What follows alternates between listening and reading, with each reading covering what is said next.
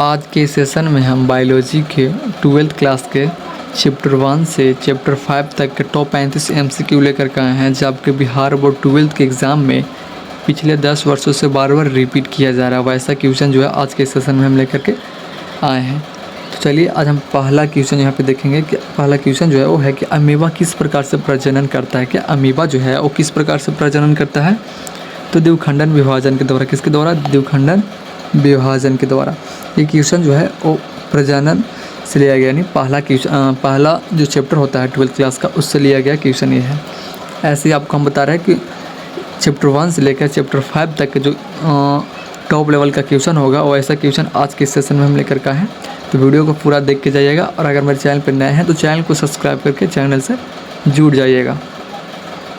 तो चलिए अब अगला क्वेश्चन देखते हैं। तो अगला क्वेश्चन जो है दोस्त वो है कि जीवों का जीवन चक्र कहाँ से शुरू होता है। जीवों का जो जीवन चक्र शुरू होता है दोस्त वो आपको हम बता दें यहाँ पे कि युग्मनज से होता है। कहाँ से होता है? युग्मनज से होता है। जो आपको यहाँ पे चौथा ऑप्शन में जो है युग्मनज दिख रहा होगा। जीवों का जो जीवन चक्र शुरू होता है वो युग्मनज से होता है। कहाँ से? युग्मनज से होता है। समझे कि नहीं? यहाँ पे फुल वीडियो देखिएगा, सारे का सारे क्वेश्चन टॉप लेवल का क्वेश्चन है जो आपको 2026 में देखने को मिल सकता है अगर आप 12th क्लास की तैयारी कर रहे हैं तो। फिर यहाँ पे प्रश्न है कि बहुवर्षीय पौधे किससे प्रजनन करता है। क्या बहुवर्षीय पौधे जो है वो किससे प्रजनन करता है? तो आपको हम बता दें कि वो जो है वो कंद राइजम से करता है। किससे? कंद राइजम से। किससे? कंद राइजम से करता है। जहाँ पे यहाँ पे तीसरा ऑप्शन में जो है कंद राइजम आप देख सकते हैं। फिर यहाँ पे अगला प्रश्न है बाबू कि क्लोन किसे कहते हैं। क्या क्लोन जो है वो किसे कहते हैं? तो क्लोन जो होता है दोस्त वो आपको हम बता दें यहाँ पे क्लोन आपको यहाँ पे समान अनुवांशिक संरचना वाले जीव को कहते हैं। किसको कहते हैं? समान अनुवांशिक संरचना वाले जीव को यहाँ पे क्लोन कहते हैं। क्या कहते हैं? क्लोन कहते हैं। ये जो है आपको यहाँ पे सब्जेक्टिव में क्वेश्चन पूछा जाता है क्लोन किसे कहते हैं, तो इसमें थोड़ा सा आपको यहाँ पे फुल डिटेल में लिखना होता है। बट ऑब्जेक्टिव में पूछ दे कि क्लोन किसे कहते हैं तो आपको सिर्फ यहाँ पे बताना है, ऑप्शन में दिया हुआ रहेगा कि समान अनुवांशिक संरचना वाले जीव को, समान अनुवांशिक संरचना वाले जीव को। ऐसा ही क्वेश्चन आपको बिहार बोर्ड 12th क्लास के एग्जाम में बायोलॉजी से ऐसा ही क्वेश्चन पूछा जाता है। अगर आपको बायोलॉजी में 70 में 70 लाना हो तो मेरे चैनल को सब्सक्राइब करके चैनल से जुड़ जाएगा। आपके यहाँ पे साइंस से रिलेटिव हमेशा वीडियो अपलोडेड होते रहेगा। साइंस हो या आर्ट्स हो दोनों का वीडियो यहाँ पे अपलोडेड होता है। 12th क्लास का तैयारी जो है मेरे चैनल से करवाया जाता है, वो अब से स्टार्ट हुआ है। तो चैनल को सब्सक्राइब करके चैनल से जुड़ जाइएगा। फिर यहाँ पे प्रश्न है किस पौधे में शाकीय प्रजनन प्याज की कंद से होता है। क्या किस पौधे में जो है वो शाकीय प्रजनन प्याज की कंद से होता है? किससे? प्याज की कंद से होता है। तो वो जो है प्याज से होता है। किससे? तो सिर्फ प्याज में ही होता है। जहाँ पे यहाँ पे दूसरा ऑप्शन है प्याज आपको यहाँ पे दिख रहा होगा। फिर यहाँ पे प्रश्न जो आप देख रहे हैं वो आपको यहाँ पे पुष्पीय पौधे की अलैंगिक प्रजनन से। किससे? पुष्पीय पौधे की अलैंगिक प्रजनन से। जो ये दूसरा चैप्टर है हमारे बायोलॉजी का, दूसरा चैप्टर से ये सब क्वेश्चन जो आपको यहाँ पे दिखा रहे हैं हम, ये टॉप लेवल का क्वेश्चन है जो आपके एग्जाम में बार बार रिपीट किया जाता है 12th के एग्जाम में। फिर यहाँ पे प्रश्न है दोस्त, यहाँ पे देखिएगा कि परागन किसके द्वारा होता है। क्या परागन जो है वो किसके द्वारा होता है? तो आपको हम बता दें परागन आपको यहाँ पे वायु के द्वारा भी होता है, जल के द्वारा भी होता है और कीट के द्वारा। किसके किसके द्वारा? वायु के द्वारा भी, जल के द्वारा भी और कीट के द्वारा भी। इसलिए यहाँ पे आपको करेक्ट आंसर डी हो जाएगा। क्या हो जाएगा? डी हो जाएगा। सभी वायु के द्वारा भी होता है, जल के द्वारा भी होता है, कीट के द्वारा भी होता है। इसलिए यहाँ पे करेक्ट आंसर आपको सभी हो जाएगा, डी। उम्मीद करता हूँ कि क्वेश्चन को आप समझ ही गए होंगे। फिर यहाँ पे प्रश्न है कि डबल फर्टिलाइजेशन जो है वो किसे कहते हैं। डबल फर्टिलाइजेशन किसे कहते हैं? तो आपको हम बता दें कि डबल फर्टिलाइजेशन जो है वो आपके यहाँ पे नर युग्मक प्लस अंडाणु और नर युग्मक प्लस द्वितीय ध्रुवीय नाभिक का संयोग को कहते हैं डबल फर्टिलाइजेशन। किसे? डबल फर्टिलाइजेशन कहते हैं। क्या कहते हैं? डबल फर्टिलाइजेशन कहते हैं। तो किसको कहते हैं? तो नर युग्मक प्लस अंडाणु का नर युग्मक प्लस द्वितीय ध्रुवीय नाभिक को संयोग को कहते हैं। ये क्वेश्चन जो है आपको यहाँ पे सब्जेक्टिव में भी ये क्वेश्चन जो है आपको यहाँ पे पूछ सकता है दोस्तों। तो मेरी बातों को थोड़ा सा मेरा याद रखिएगा और क्वेश्चन को याद कर लीजिएगा। फिर यहाँ प्रश्न है, अभी हम टोटल यहाँ पे आपको यहाँ पे 35 प्रश्न दिखाएंगे। इसमें से आप कितना सही कर पाते हैं ये भी आप यहाँ पे कमेंट में बताइएगा कि आप टोटल इसमें से कितना आंसर जो है वो सही कर पाते हैं। और अगर आपने अब तक मेरे चैनल को सब्सक्राइब नहीं किया है तो प्लीज़ चैनल को सब्सक्राइब करके चैनल से जुड़ जाइएगा। फिर यहाँ प्रश्न है कि अंडोस्पर्म किस प्रकार से बनता है? कि अंडोस्पर्म जो है वो किस प्रकार से बनता है? अंडोस्पर्म जो है वो किस प्रकार से बनता है? तो आपको हम बता दें, त्रिगुणित निषेचन से बनता है। किससे? त्रिगुणित निषेचन से जो है वो अंडोस्पर्म बनता है। इस बात को यहाँ पे याद रखिएगा। फिर यहाँ पे प्रश्न है, किसे पुष्पीय पौधों का विशिष्ट लक्षण कहा जाता है? क्या किसे यहाँ पे जो है वो पुष्पीय पौधों को विशिष्ट लक्षण कहा जाता है? क्या कहा जाता है? विशिष्ट लक्षण कहा जाता है। जैसे आप यहाँ पे देख सकते हैं, इसका करेक्ट आंसर आपको यहाँ पे बी हो जाएगा। दुगुणित निषेचन। क्या दुगुणित निषेचन को यहाँ पे पुष्पीय पौधों का विशिष्ट लक्षण कहा जाता है? क्या उम्मीद करता हूँ क्वेश्चन को फिर समझ गए होंगे। फिर यहाँ प्रश्न है कि नर प्रजनन अंग क्या कहलाता है? नर प्रजनन अंग जो है वो क्या कहलाता है? तो आपको हम बता दें कि नर प्रजनन अंग जो है वो आपको यहाँ पे पुंकेसर को कहते हैं। किसको कहते हैं? पुंकेसर को कहते हैं। जब आप यहाँ पे दोस्त चौथा ऑप्शन में आपको यहाँ पे पुंकेसर दिख रहा होगा। फिर यहाँ पे प्रश्न है जो आपके यहाँ पे मानव प्रजनन से प्रश्न है। किससे? मानव प्रजनन से ही, ह्यूमन रिप्रोडक्शन से। किससे? ह्यूमन रिप्रोडक्शन से जो ये प्रश्न हम लोग पूछेंगे, जो आपको यहाँ पे चैप्टर 3 में दिया हुआ है। क्या है यहाँ पे प्रश्न? यहाँ पे प्रश्न जो है कि मानव अंडाणु कहाँ बनता है? बिल्कुल ही मोस्ट इंपॉर्टेंट क्वेश्चन है दोस्त। ये प्रश्न आपके 12th एग्जाम में 2026 में पूछा जा सकता है। उम्मीद ऐसे मतलब ऐसे क्वेश्चन आपको हम बता रहे हो, टॉप लेवल का ही क्वेश्चन है जो आपके एग्जाम में ऐसा क्वेश्चन रिपीट किया जा सकता है। पहले भी रिपीट किया हुआ क्वेश्चन PY का क्वेश्चन ये है। मानव अंडाणु कहाँ बनता है? मानव में जो अंडाणु बनता है दोस्त वो आपको हम बता दें कि अंडाशय में बनता है। कहाँ बनता है? तो अंडाशय में बनता है। कहाँ?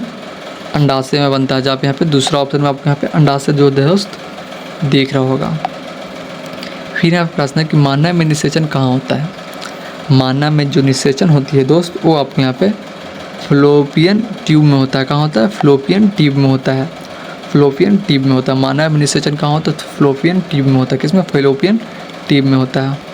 फिर यहाँ पे प्रश्न है कि मानव ध्रुवन में लिंग निर्धारण किसके द्वारा होता है? क्या मानव ध्रुवन में जो लिंग निर्धारण होता है वो किसके द्वारा होता है?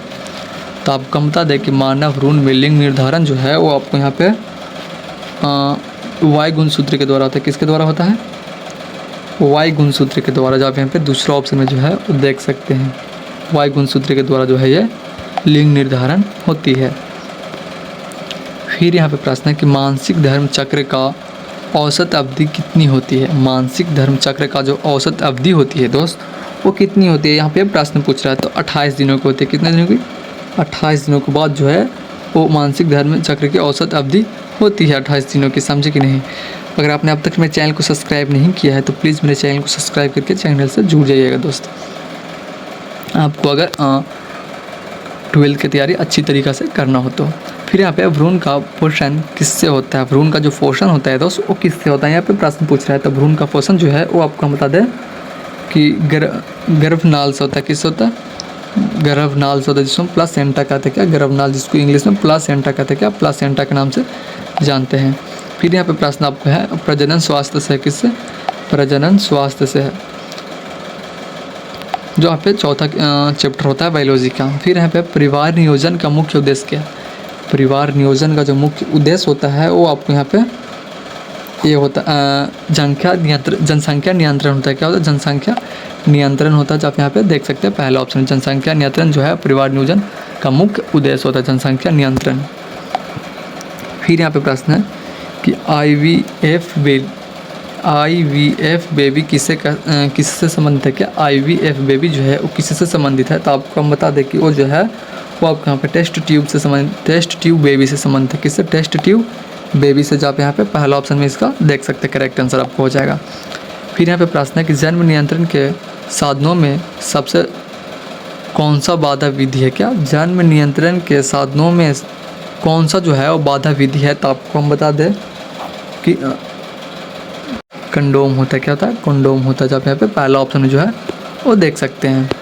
फिर यहाँ पे प्रश्न है कि यौन संचारित रोग यौन संचारित रोग जो है वो कौन सा आता है? यौन संचारित रोग जो है यहाँ पे आप देख सकते हैं इसमें से कौन सा है यौन संचारित रोग।